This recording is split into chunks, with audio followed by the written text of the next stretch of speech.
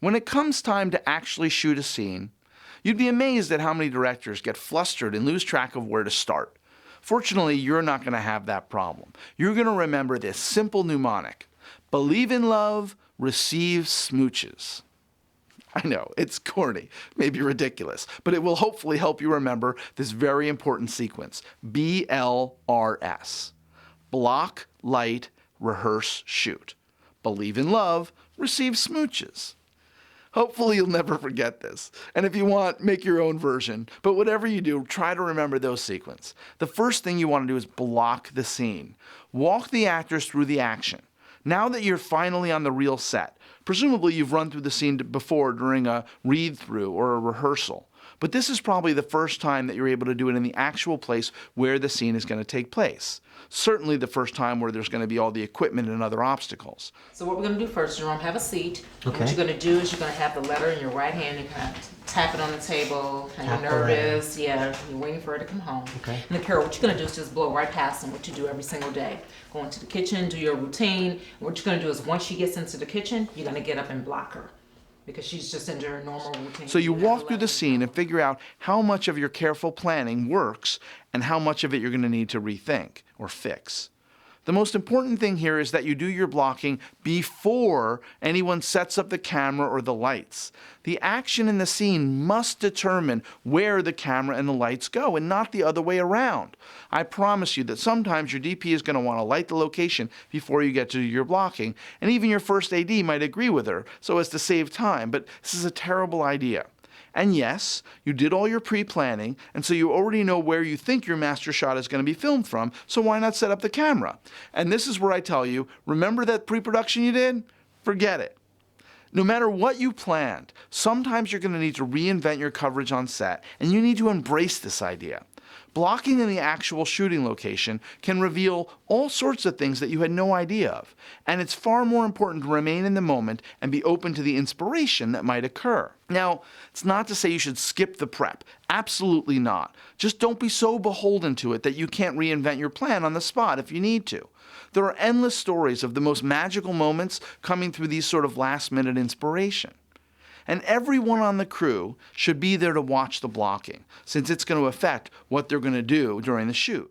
Okay, so Jerome, remember, you have a lot on your mind. You have some things you want to talk to her about, so make her work. You're going to come through the door, okay, and you can give him the wine glass. That'll kind of give him an opportunity to let you out. Okay. Okay, so kind of make her work. Start over. Okay. Yeah. Grab the glass when she hands it to you. Right.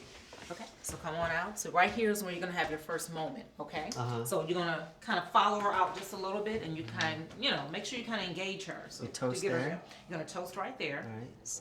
Can we give her a mark, please? Thank you. The camera team is thinking about where they can set up the dolly track or what lenses might be required. The boom operator is figuring out where she can stand or whether she's going to need an apple box to stand on, and so on. Okay, once your scene is blocked and you're happy with the way it plays on the set, then, and only then, send in the lighting crews to add the lights. On a professional set, the first team gets sent to the makeup and the second team stands in so that the lighting crew can figure out how and where to place the lights. Then, once the lights and camera are all set up, then you begin to rehearse the scene. First rehearse with the stand-ins as the first team gets finished and ready to shoot in the makeup room, and then you can rehearse with them. Now, the rehearsal is for everyone, not just for the actors. The camera assistants are going to need to set marks on the ground for each of the actors' positions. This helps them to keep the camera in focus, and it gives the actors confirmation about exactly where they need to stand during the scene. Then, the camera operator may need to rehearse any camera moves required, and the sound mixer's got to set audio levels, and so on. You'll rehearse over and over until it seems like the scene is ready to shoot, and then believe in love, receive smooches. Now we can shoot, finally. You can go watch the producing course to learn about how the first AD calls the scene and what the full procedure is in terms of using a slate and all that. Just be sure to never call cut too soon. Let the action complete, take a full beat, and then, and only then, call cut. As director, you should be thinking about how you want to go about shooting the scenes. Most often it makes sense to start with the master since it covers the whole action of the scene, and most of the coverage will likely only cover some of the beats required for that angle. Shooting the master first gives the actors and everyone else the opportunity to feel the rhythm and flow of the overall scene. But be careful, don't overwork your actors in the master. In a master shot, the camera's typically pretty far away from the action, and so you don't want to tire out your talent too soon. There's still going to be a lot of coverage to be shot, and you want your actors to be fresh enough to still appear to discover their performances when it comes time for the close-up. Each time you complete a take, check with your actors and give them feedback. Check with your camera team, and then make the decision, go again or move on.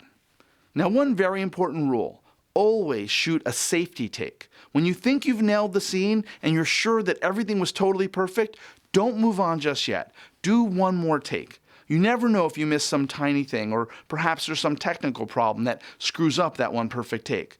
Always shoot one safety. Never ever just shoot one take of something and then move on. Now, once you're ready to move on, reset the camera for the next shot or next setup and repeat the process again. Since your blocking presumably covered the whole scene, you don't need to block again, so fix any lights that require adjusting, rehearse the action, and shoot. One more tiny tip. Don't spend all your time in front of the monitor.